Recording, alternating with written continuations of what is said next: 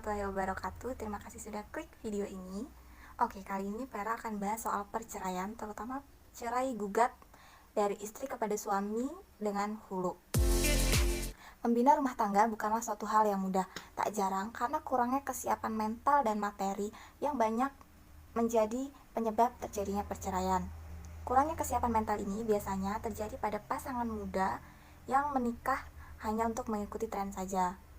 Sehingga dalam menjalani rumah tangganya, mereka masing-masing belum memahami hak dan kewajibannya sebagai suami dan istri. Hal ini terjadi di Desa Raja Basa Baru, Kecamatan Mataram Baru, Lampung Timur. Pada 20 Februari 2021 kemarin, istri dari pasangan muda ini melayangkan gugatan cerai kepada suaminya ke Pengadilan Agama Sukadana. Gugatan ini dilayangkan karena sang istri merasa tidak tahan lagi dengan suaminya yang dirasa tidak memiliki peran dalam rumah tangga mereka. Sang suami yang bekerja sebagai seorang petani ini hanya melakukan kewajibannya menafkahi saja, tanpa ikut turun dalam mengurus anak dan mengambil keputusan bagi rumah tangga mereka jika terjadi pertengkaran atau masalah lainnya. Selain itu, sikap suami yang lebih mendahulukan hobinya bermain bola dan menonton bola bersama teman-temannya dianggap lebih penting daripada menjaga istri dan anaknya yang sedang sakit. Tidak hanya itu yang membuat sang istri melayangkan gugatan cerai, tetapi sang suami juga pernah berselingkuh dengan wanita lain, bahkan hingga tidur bersama.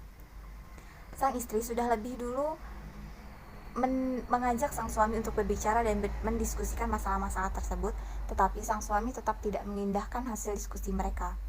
Maka dari itu, sang istri tetap melayangkan gugatan cerai, tetapi sang suami mengajukan syarat bahwa ia akan menceraikan sang istri, tetapi sang istri harus mengembalikan mahar yang pernah ia berikan dulu.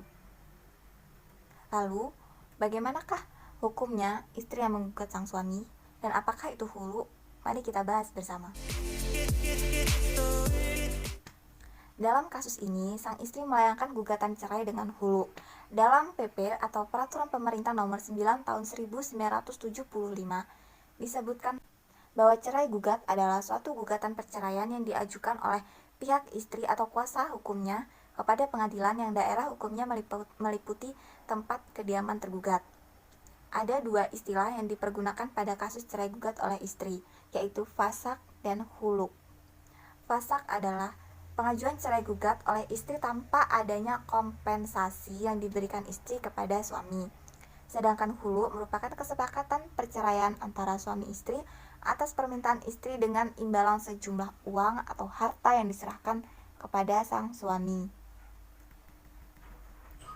Kompilasi hukum Islam membedakan cerai gugat dengan hulu. Perbedaannya ialah cerai gugat tidak selamanya membayar uang iwat atau tebusan, sedangkan hulu menjadikan uang iwat sebagai dasar terjadinya hulu. Persamaan cerai gugat dengan hulu adalah keinginan bercerai sama-sama datang dari pihak istri. Dasar hukum perceraian hulu diantaranya yaitu Al-Quran Surat Al-Baqarah ayat 229 dan hadis Rasulullah. Dalam tafsir Al-Qurtubi disebutkan bahwa ayat-ayat Al-Baqarah ini merupakan landasan bolehnya hulu. Menurut jumhur ulama, hulu atau talak dalam tebusan hukumnya adalah jaiz atau boleh. Ayat ini tidak disebutkan secara jelas bahwa tebusan wajib dalam melakukan hulu. Hanya istri dibolehkan membayar tebusan bila ingin meminta hulu. Rasulullah Shallallahu Alaihi Wasallam bersabda, Ibnu Abbas menceritakan bahwa istri Sabit bin Qais menemui Nabi Shallallahu Alaihi Wasallam lalu berkata, Ya Rasulullah, aku tidak mencela Sabit bin Qais ini mengenai akhlak dan cara beragamanya, tetapi aku takut kafir dalam Islam.